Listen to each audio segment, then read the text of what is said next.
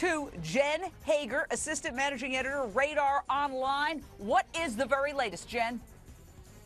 Well, we know that Paris is currently in a hospital here in Southern California. She's been placed on a psychiatric hold. Now, physically, she is going to recover from her injury. She cut one of her wrists. However, this definitely was a very serious suicide attempt. We cannot undermine how serious this is.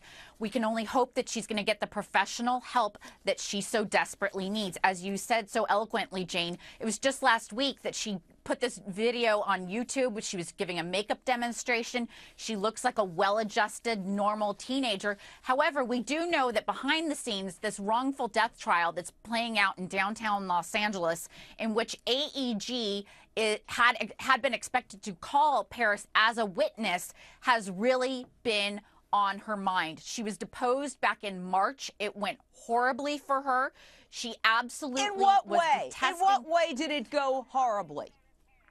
Well, she had to relive that time when her father was murdered by Dr. Conrad Murray. And, you know, she's a 15-year-old girl. She's having to relive that horrible time in her life. She has made it known publicly how much she loves and misses her father. He was the most influential person in her life. She was young when he died suddenly. Let me jump in for a second, because I think you're making some good points. Paris, her brothers, and her grandmother are suing music promoter AEG Live, saying the company is liable for Michael Jackson's drug overdose death. Remember, Michael was rehearsing for his final tour. This is it when he died. This is it. I mean, this is really it. This is the final curtain call. The Jacksons blame AEG for hiring Dr. Conrad Murray, who gave the king of pop that surgical knockout drug, propofol, to help him sleep almost every night as he prepared for his big comeback. Now, AEG says they're not responsible.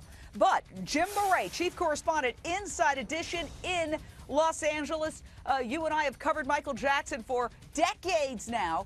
Did this trial dredge up old history about Michael Jackson's drug use and even his child molestation trial, where he was found not guilty?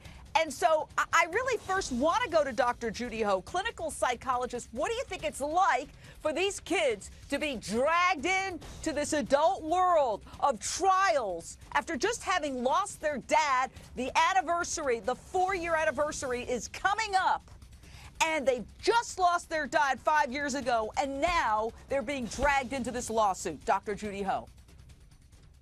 Hi, Jane. It's like one trauma after the other for this family. I mean, these kids are way too young to be dealing with this level of trauma in their life over and over and over again. I mean, they just had to deal with their father's death, and now they're in this huge adult world of trials and depositions and having to swear in and talk about this experience, reliving it over and over again. I think it's going to contribute to them having some type of post-traumatic stress on top of